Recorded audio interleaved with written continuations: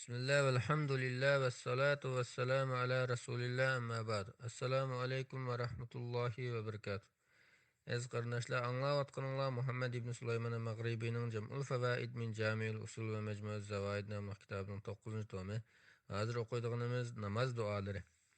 İmam Müslim'nin 598. numaralı hadisinde Ebu Hureyre radhiyallahu anhu'dan mundaq rivayet kılındı.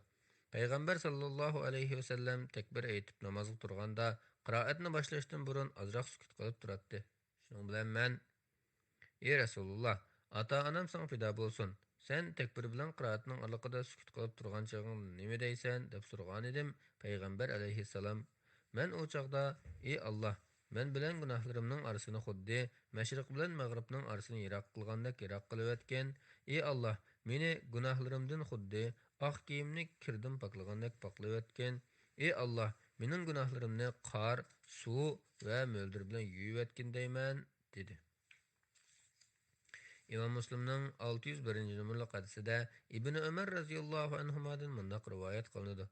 Bir günü biz Peygamber sallallahu aleyhi ve sellem bilen namazı turganda cemaattin bireylen Allahu ekber kebira ve elhamdülillahi kesira ve subhanallahi bukreten ve asila. Yani Allah nahayet büyüktür. Allah'a köplep emdler bolsun. Men ettigen ve akşamda Allah tesbih eytimen dedi. Namazdan keyin Peygamber aleyhisselam bayatınqı sözünü degan kim deb so'radi. Jamoatdan bireylen: "Ey Rasululloh, men degan edi." Peygamber sallallahu aleyhi ve sellem: "Men u sözüngə bək hayran qaldım, çünki onunğa osmonning darvozalari ochilib ketdi" dedi. İbn Ömer mundaq deydi: "Men Peygamber aleyhisselamning bu sözünü anlagandan beri u kelimini deyishni terk etmedim."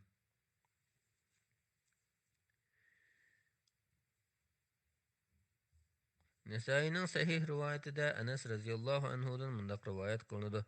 Biz Peygamber aleyhisselam bilen namaz okutattık. Biri hazırap ömüdgen aldı kelip mescid kiripla nurgulluğan pak mübarek emdiler bolsun dedi. Peygamber aleyhisselam namazdan keyin biri mescid kiripla Allahu ekber velhamdülillah hamden kesiren tayyiben mübareken fi. Yani Allah büyüktür. Allah nurgulluğan pak mübarek emdiler bolsun dedi. Peygamber aleyhisselam namazdan keyin bayatınqı kelimelerini degan kim deb so'radi. Jamoatdan un chiqmadi. Shuning bilan Peygamber aleyhisselam uning deganlari xato emas. Shuning bilan jamoatdan biri: "Ey Rasululloh, uni degan men. Kelgichi nafsim qistab ketdi. Shunga masjidga kiribla shu so'zni degan edim" dedi. Buni anglagan Peygamber aleyhisselam: "Men u so'zni osmonning eng avval elib chiqish sharpini qo'lga keltirish uchun 12 farishtaning basbasda yugurib kelganligini ko'rdim" dedi.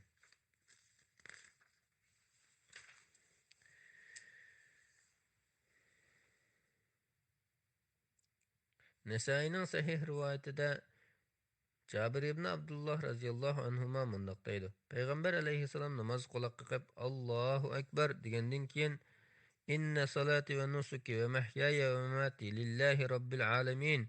La şerike lehu ve bizalike umirtu ve ana minel muslimin. Allahümme ehdini li ahsenil a'mal ve ahsenil ahlak. La yehdi li ahseniha illa ent ve qini seyyi'e a'mal ve seyyi'el ahlak. La yaqi seyyi'eha illa ent" degan duani o'qiydi. Tarjimasi: "Mening namozim, qurbonliqim, hayotim va mamatim dunyoda qilgan yaxshiliklarim va toat ibodatlarim olamlarning parvardigori Alloh uchundir. Allohning sheriki yo'qdir. Men buningga, ya'ni yolg'iz Allohga xolis ibodat qilishga buyurildim. Men musulmonlardanman. Ey Alloh, meni eng go'zal ishlarni qilishga muyassar qilgan, eng go'zal axloqqa ega qilgan. Bu sendan boshqa birining qo'lidan kelmaydi. Ey Alloh, meni yomon ish va yomon axloqdan saqlagan. Bumi sendan boshqa birining qo'lidan kelmaydi." Abu Davudning sahih rivoyatida Oysha radhiyallohu anha mundaq deydi. Payg'ambar alayhissalom namoz turganda qiroatdan keyin Subhanaka Allohumma va bihamdik va tabarak ismuk va ta'ala jadduk va la ilaha g'ayruk deydi. Tarjimasi: "Ey Alloh, sen poktursan, jimi hamdu sana sana xosdir, isming muborakdir, azmating hammadan buyukdir, sendan boshqa hech bir iloh yo'qdir."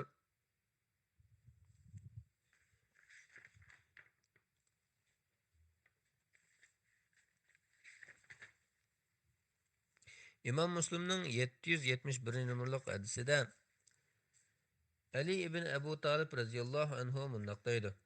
Payg'ambar alayhissalom namozni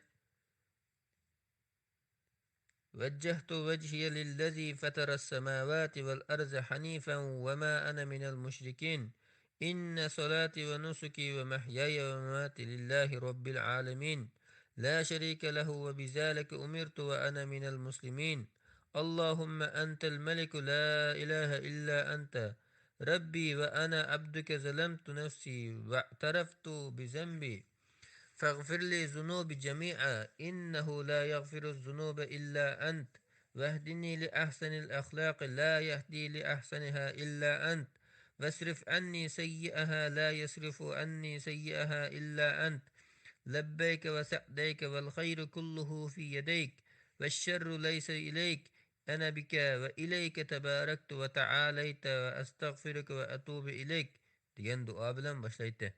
Tarjimasi: Men batil dillardan haqdiniga burilib, osmonlarni, zaminni yaratgan zotga yuzlandim. Men mushriklardan emasman. Mening namozim, qurbonliqim, hayotim va mamatim, dunyoda qilgan yaxshiliklarim va taat ibodatlarim olamlarning parvardigori Alloh uchundir. Allohning sherigi yo'qdir. Men mushuningga, ya'ni yolg'iz Allohga xolis ibodat qilishga buyurildim. Men musulmonlardandirman. Ey Alloh, sen mutlaq podshohsan. Senden başqa hech iloh yo'q. Sen mening parvardigorimsan. Men sening bandangman. Men o'zimga o'zim zulm qildim. Gunohlarimni e'tirof qildim. Bütün gunohlarimni mag'firat qilgin. Gunohlarni faqat senla mag'firat qilasan. Meni go'zal axloqqa ega qilgin. Go'zal axloqqa faqat senla ega qilasan. Meni nachar axloqdan yiroq qilgin. Nachar axloqdan faqat senla yiroq qilasan. Men sening amr farmoningga hozirman. Sana itoat qilishni baxt deb bilaman. Yaxshilikning hammasi sening qo'lingdadir. Yomonlik sana mansub emas. Mening hayotliqim sening bilandir. Oxiri sana qaytaman. Sen buyuksan, oliysan. Sendan mag'firat tilayman va sana tavba qilaman. Ruku qilganda Allohumma laka raka'tu va bika amantu va laka aslamtu khasha'a laka sam'i va basari va mukhi va azmi va asabi degan duoni o'qiydi. Tarjimasi: Ey Allah, sen uchun ruku qildim, sana iymon etdim, o'zimni sana topshirdim. Quliqim, ko'zim, belikim, yilikim, ustixonlarim va paylarim sana ta'zim qilib egildi. Rukudan beshini ko'targanda Allohumma rabbana lakal hamd mil as-samawati va mil al-ardi va mil ma baynahuma va mil ma shi'ta min shay'in ba'd degan duoni o'qiydi. Tarjimasi: Ey Alloh, ey Parvardigorimiz, sana osmonlar, zamin va ularning orasini to'ldirib o'tgidek, undan boshqa yana sen xohlagan har qanday narsani to'ldirib o'tgidek hamdlar bo'lsin. Sajda qilganda Allohumma laka sajadtu va bika amantu va laka aslamtu sajada wajhiya lillazi khalaqahu va sawwarahu va shaqqa sam'ahu va basarahu tabarakallahu ahsanul xoliqin degan duoni o'qiydi. Tarjimasi: Ey Alloh, sen uchun sajda qildim, sana iymon etdim, o'zimni sana topshirdim, yuzimni o'zim uni yaratgan va go'zal shaklga kirgizgan va uningda ajoyib go'zal quloq va ko'zni yaratgan zotga sajda qildi. Eng mahir yaratuvchi Alloh nimanigan buyuk.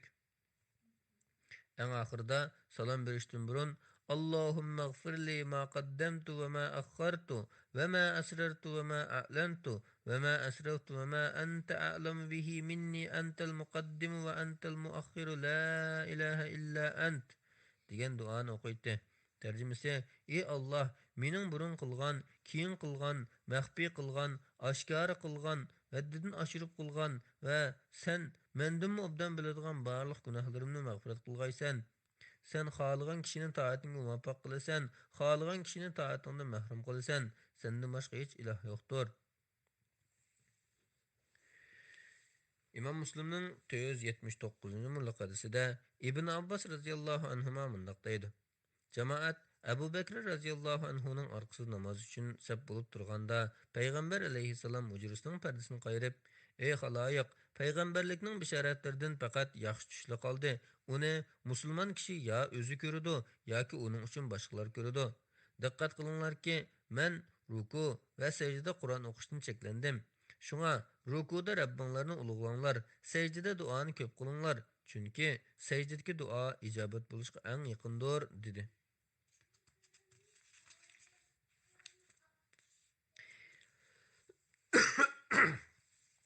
İmam Nesai'nin sahih rivayetinde Elf ibn Malik radıyallahu anhu mundaqdaydı.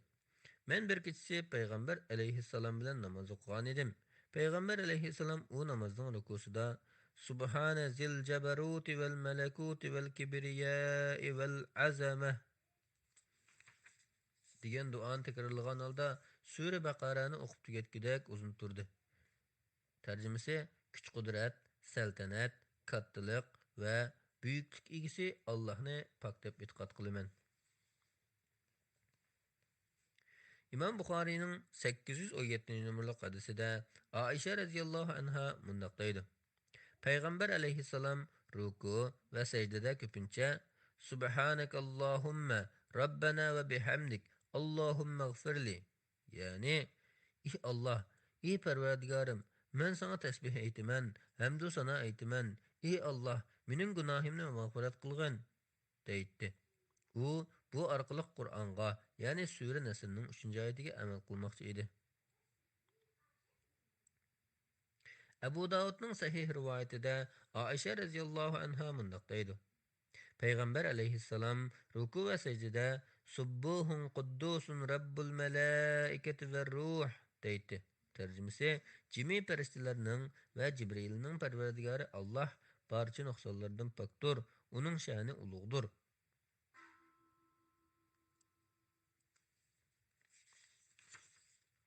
İmam Müslim'nin 476 numaralı hadisinde Abdullah ibn Abu Avfa radıyallahu anhu mundaqdaydı. Peygamber aleyhisselam mundaq dua qılatdı. Allahümme lekel hamdu mil'us semai ve mil'ul arzi ve mil'u ma şi'te min şey'in ba'du. Allahümme tahhirni bis selci vel berdi vel ma'il baridi. Allahümme tahhirni minez zunubi vel hataya kema yunaqqis sevbul abyadu minel vesakh. Tercümesi, ey Allah, sana osmon zaminni to'ldirib o'tgidek, undan boshqa yana sen xohlagan har qanday narsani to'ldirib o'tgidek hamdlar bo'lsin. Ey Allah, meni qor, mo'ldir va sovuq suv bilan poklig'in. Ey Allah, meni gunoh ma'siyatlardan xuddi op-oq kiyim kirdim poklangandek poklig'in. İmam Müslimning 477 numaralı hadisida Abu Said Xudri radhiyallohu anhu mundaqdaydi. Payg'ambar alayhissalom rukudun beshini ko'targanda mundaq deydi. Rabbana lakal hamd mil'us samawati val arz va mil'u ma shi'ta min shay'in ba'du. Ahlus sana'i wal majd ahaqqu ma qala al 'abd wa kulluna laka 'abdun. Allahumma la mani'a lima a'tayta wa la mu'tiya lima mana'ta wa la yanfa'u zal jadd minkal jadd. Ey Parvardigorimiz, sana osmon zaminni to'ldirib o'tgidek, undan boshqa yana sen xohlagan har qanday narsani to'ldirib o'tgidek hamdlar bo'lsin. Ey maqtashqa va ulug'lashqa eng loyiq zot, biz hammamiz sening bandangdirmiz. Har qanday banda aytgan so'zning eng to'g'risi, ey Allah, sen bergan narsaga hech kim to'sqinlik qila olmaydi, sen bermagan narsani hech kim bera olmaydi. Sening oldingda boylarning boylik asqatmaydi degan kalimadir.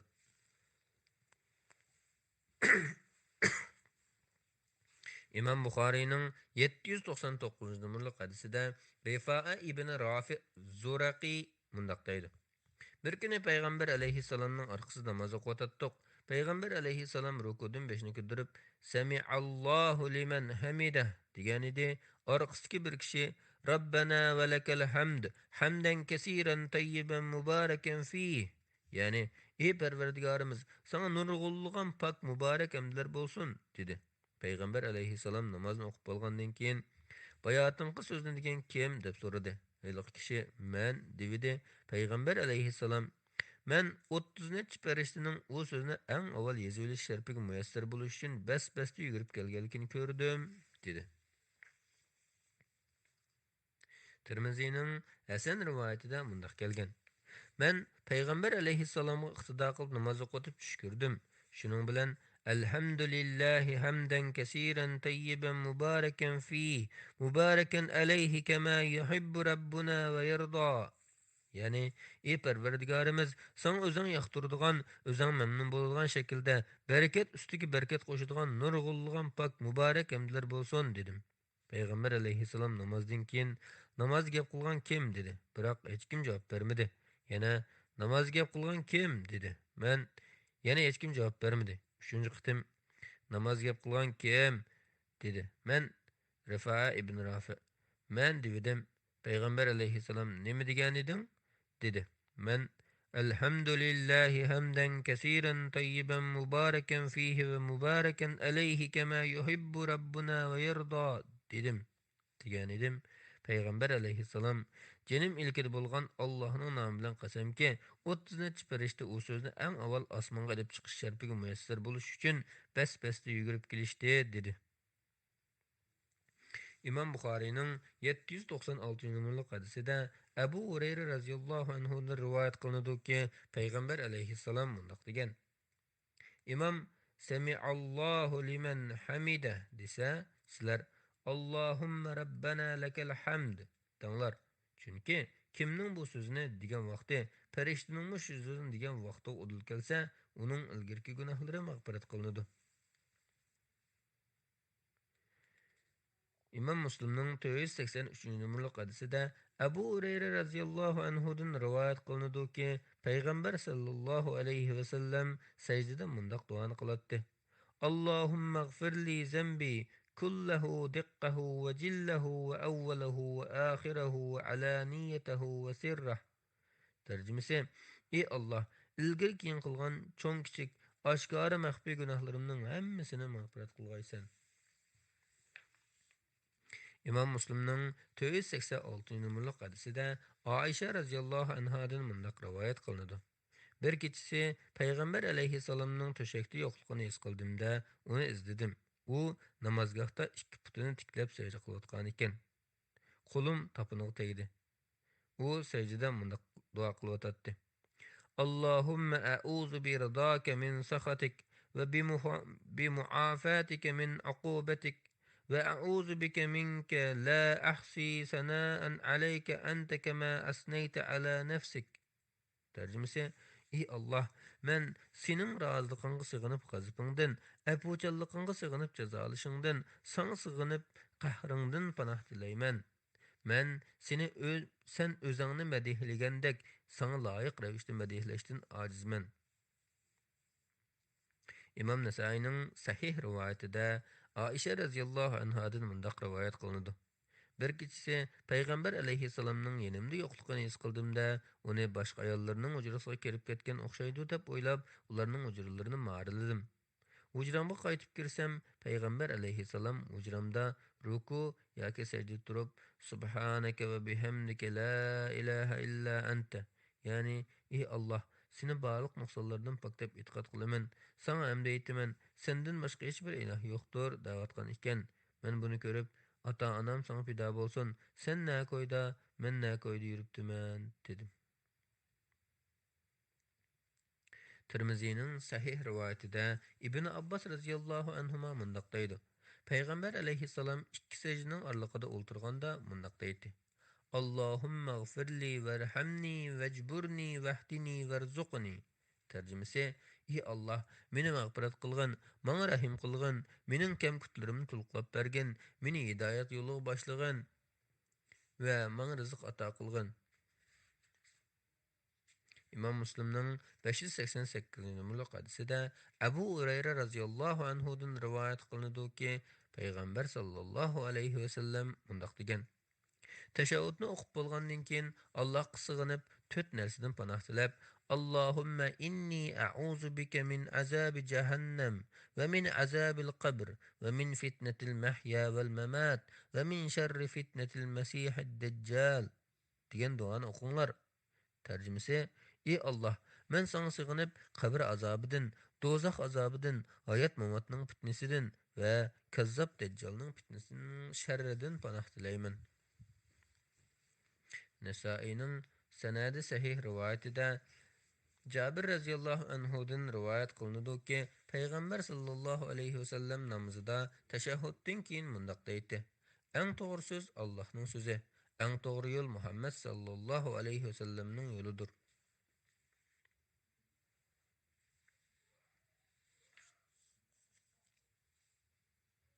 Abu Davudning sahih rivoyatida Muaz ibn Jabal radhiyallohu anhu mundaq deydi.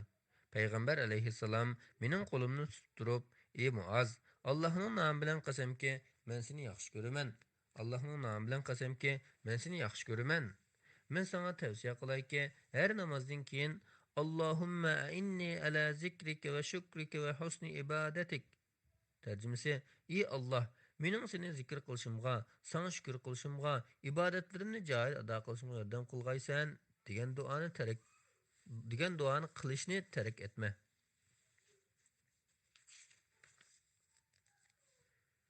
Nasaining sahih rivoyatida Qays ibn Ubada radhiyallohu anhu mundaq deydi. Ammar ibn Yasir radhiyallohu anhu jamoatga imom bo'lib, namozni bek yenikli o'qidi. Ondan jamoatning buning noroziligini bayqab, ruku va sajdan joyida qilmadimmi deb so'ragan edi. Kishilar joyida qilding dedi. U bilib qilinglarki, men bu namozda shundoq bir duo qildimki, payg'ambar alayhissalommi shu duoni qilatdi. U اللهم بعلمك الغيب وقدرتك على الخلق أحيني ما علمت الحياة خيرا لي وتوفني إذا علمت الوفاة خيرا لي وأسألك خشيتك في الغيب والشهادة وكلمة الإخلاص في الرضا والغضب وأسألك نعيما لا ينفد وقرة عين لا تنقطع وأسألك الرضا بالقضاء وبرد العيش وبعد الموت ولذة النظر إلى وجهك والشوق إلى لقائك وأعوذ بك من ضراء مضرة وفتنة مضلة اللهم زينا بزينة الإيمان واجعلنا هداة مهتدين. Tercümesi: Ey Allah, g'aybni bildigan ilmingni, yaratishga qodir qudratingni shifo keltirib turib, sendan so'rayki, hayotlik men uchun yaxshi bo'lsa, meni yashatgin. Agar men uchun mamatlik yaxshi bo'lsa, meni vafot topqizgin. Ey Allah, menga kishilar ko'radigan, ko'rmaydigan har qanday joyda sendan qo'rqishni, xushalliqdimi, g'azablangandimi to'g'ri so'zlashni ado qilgaysan. Ey Allah, menga tugmas ne'mat, uzilmas xushallik ato qilgaysan. Ey Allah, meni qazoyi qadarga rozi bo'ladigan bandalardan qilgaysan. Ey Allah, oxiratdagi turmushimni bayoshat qilgaysan. Menga jamolingga qarash huzurini, sen bilan ko'rish ishtiyoqini ato qilgaysan. Ey Allah, meni har qanday ziyonliq ishdan va azg'unlikqa ilib boradigan har qanday fitnadan o'z panoyingda saqlagaysan. Ey Allah, ichimizni iymon zinnati bilan zinnatligaysan. Ey Allah, bizni to'g'ri yo'l bilan ustida qilgaysan. Boshqalarning to'g'ri yo'lga yetaklashni bizga nasib qilgaysan degan duodir.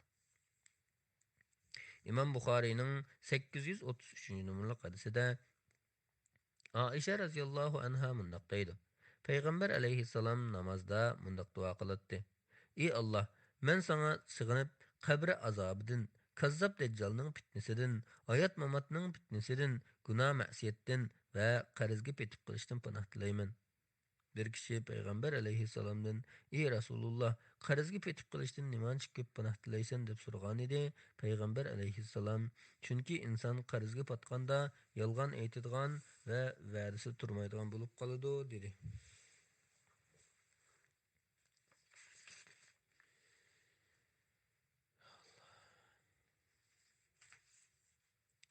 İmam Buxoriyning 834 numaralı hadisida Abu Bakr Siddiq radhiyallohu anhu mundaq deydi. Men payg'ambar alayhissalomga: "Ey Rasululloh, menga bir duo o'qitib qo'ysang, namozimda shu duoni qilgan bo'lsam" degan edim. Payg'ambar alayhissalom: "Undaq bo'lsa sen, ey Alloh, men o'zimga bek ko'p zulm qildim. Gunohlarni senla mag'firat qilasan. O'z fazling bilan meni mag'firat qilgin va menga rahim qilgin. Sen haqiqatan nihoyat mag'firat qilguvchi va ko'ngilchisan" deb duo qilgan dedi.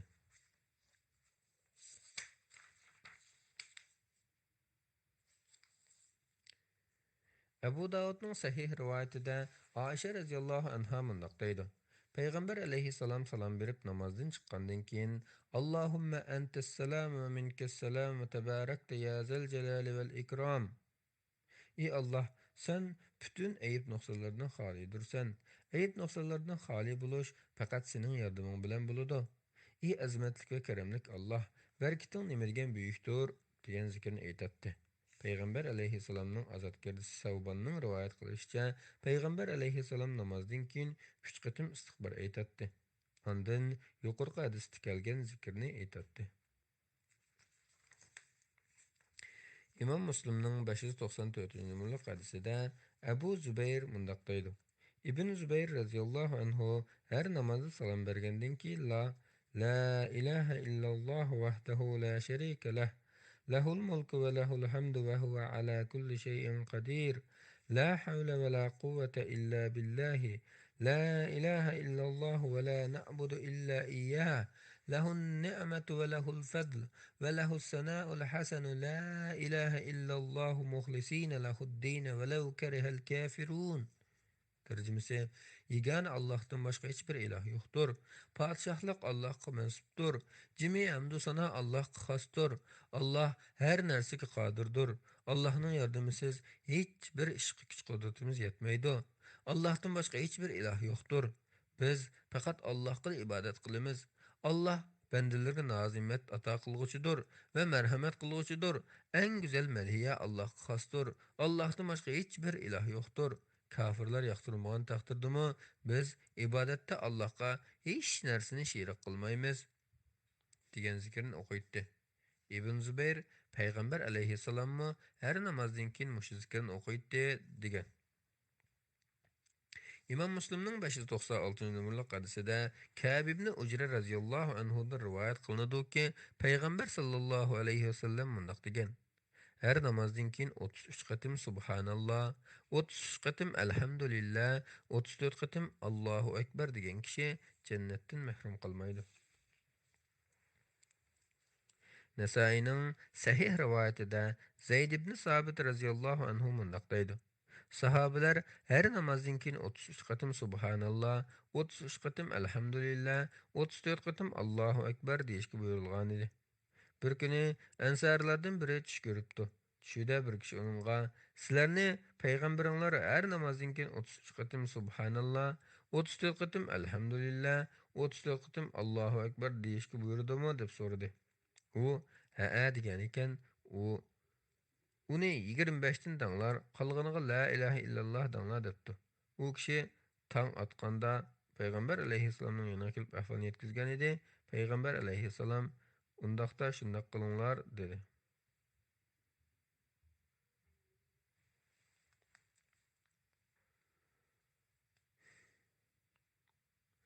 Nasaining sanadi sahih rivoyatida Abu Hurayra radhiyallohu anhu rivoyat qilinadiki, payg'ambar sallallohu alayhi vasallam mundaq degan: Kimki bomdod namozidan keyin subhanallohni 100 qatim, la ilaha illallohni 100 qatim desa, dengizning ko'pkidek ko'p gunohi bo'lsa-mu, hammasi mag'firat qilinadi. İmam Müslimning 595 hadisida Abu Hurayra radhiyallohu anhu mundaq deydi: Muhacirlarning faqirlari payg'ambar alayhissalomning qishiga kelib, "Ey Rasululloh, boylar yuqori daraja va mangulik ne'matlarga, ya'ni jannatga erishib ketdi" deyishgan edi. Payg'ambar alayhissalom "Qandoq qilib erishib ketdi?" deb so'radi. Ular: "Boylar biz o'qigan namozni o'qiydi, biz tutgan ro'zani tutadi, lekin ular sadaqa beradi, biz berolmaymiz. Ular qullarni azod qiladi, biz azod qilolmaymiz" dedi. Payg'ambar alayhissalom: "Men sizlarga keyninglardagilardan texmi ilgirlab, oldinglarga yetishib oladigan, sizlar qilganni qilgan kishilardan boshqa hech kim sizlardan ortiq bo'la olmaydigan bir amalni o'tib qo'yaymi?" dedi. Ular: "Voy, shundoq qilgin, ey Rasululloh" deyishdi. Payg'ambar alayhissalom: "Her namozdan keyin biroqla 33 qatim subhanalloh, alhamdulillah, Allohu akbar danglar" dedi. Keyin muhacirlarning faqirlari payg'ambar alayhissalomning yoniga yana kelib, bizning puldor qarindoshlarimiz biz qilganini anglab, ularmi qilg'il turdi deb shikoyat qilishibdi. Payg'ambar alayhissalom: "Bu Allohning fazli va marhamati bo'lib, Alloh uni xohlagan kishilarga beradi" dedi. İmam Buxoriyning 6329-hadisida her namozdan keyin subhanallohni 10 qatim, alhamdulillahni 10 qatim, Allohu akbarni 10 qatim danglar deyilgan.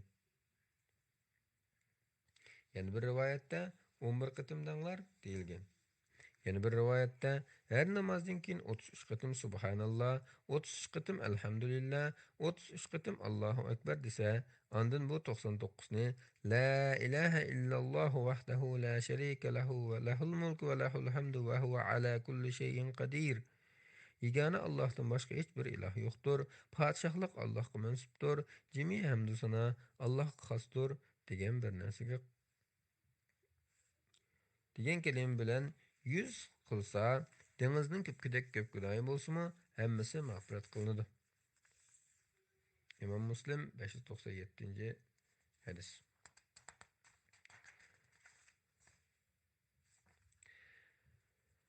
Abu Davudning sahih rivoyatida Uqba ibn Amir radhiyallohu anhu mundaq deydi. Payg'ambar alayhissalom meni har namozdan keyin Falaq bilan Nas surasini o'qishga buyurgan. Imom Muslimning 709-numaralı hadisida Bara radhiyallohu anhu mundaq deydi. Biz Payg'ambar alayhissalomning orqasida turib namoz o'qisak, salom berganda eng avval biz tarafga qarashi uchun uning o'ng tarafida turishni yaxshi ko'ratdik. Men bir qatim Payg'ambar alayhissalomning mundaq deb duo qilganligini angladim. Ey Parvardigorim, meni bandalaringni qayta tirildirgan kundagi azobingdan saqlagin. Rabbi qini azabaka yawma tab'asu aw tajma'u ibadak.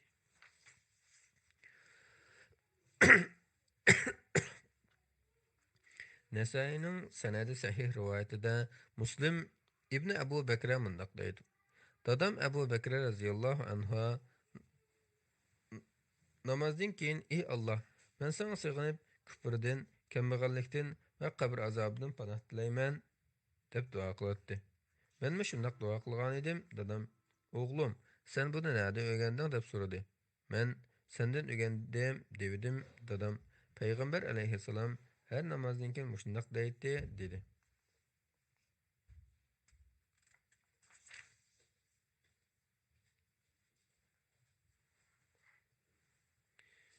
Tirmizining Hasan rivoyatida Umara ibn Shabib Sabaidin rivoyat qilinadiki, payg'ambar sallallohu alayhi vasallam mundaq degan: Kimki namoz shamni o'qib bo'lgandan keyinla 10 qitim La ilaha illalloh vahdahu la sharika lah, lahul mulku va lahul hamdu yuhyi va yumit va huwa ala kulli shay'in qadir desa, Allah toki tong otqicha uni shaytondan qo'dab turadigan farishtalarni avatidi.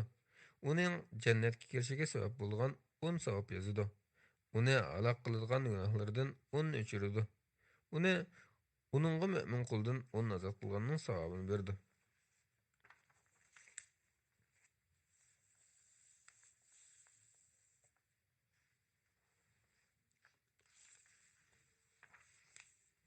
Imam Buxoriyning 1120-numaralı hadisida Ibn Abbas radhiyallohu anhuma mundaq deydi.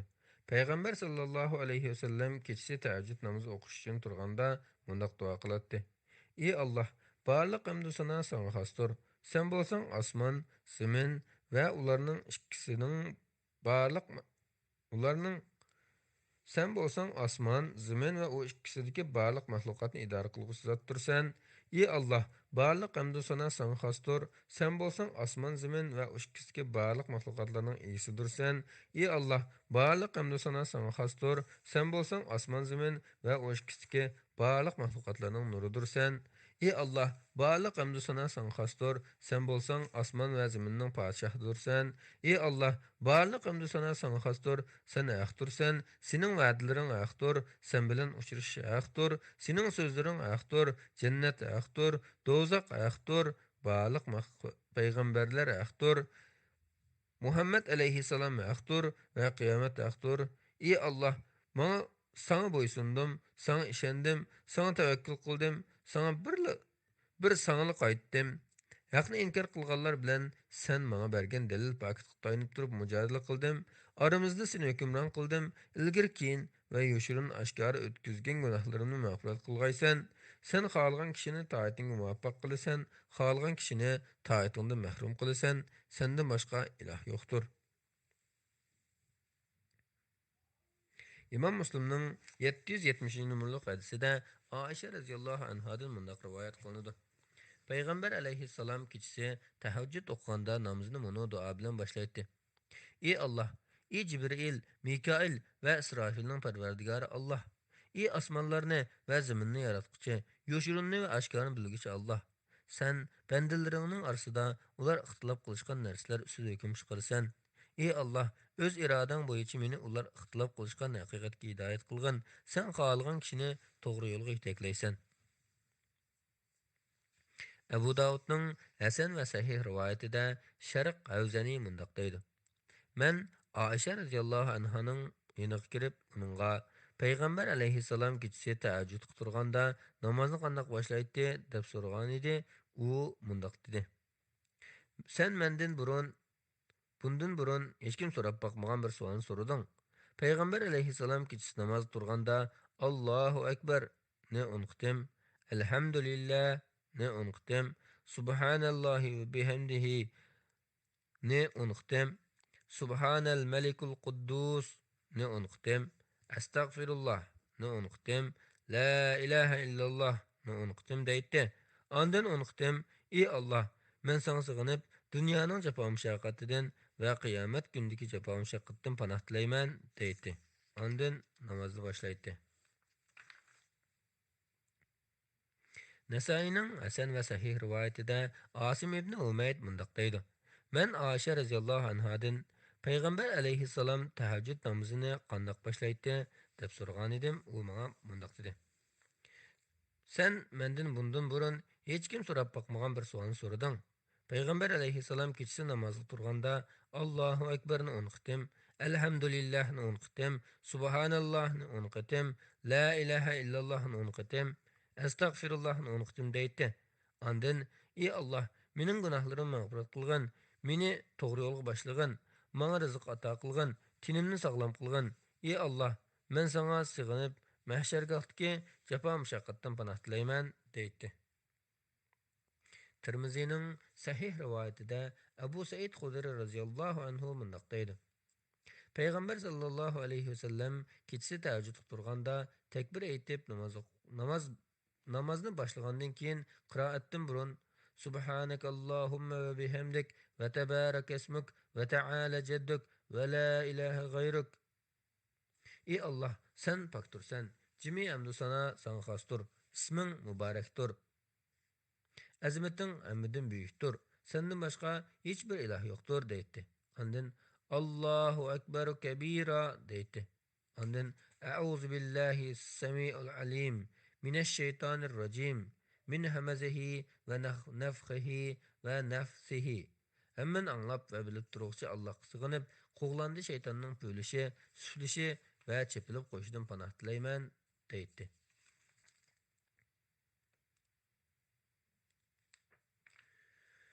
Allah Teala emminlarınki yaxşı dualarını icabet kılsın. Allah hemimizni kıyamette Peygamberimizden bayrak aldı da cemaliş nasip kılsın. Elhamdülillahi Rabbil alemin. Esselatu vesselamu alel murselin.